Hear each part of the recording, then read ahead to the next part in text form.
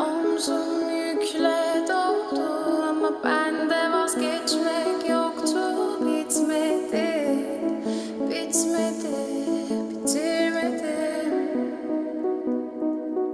Ben özel değilim ya da öyle bir şey, ama sen varken hep böyle hissettim, böyle hissettim.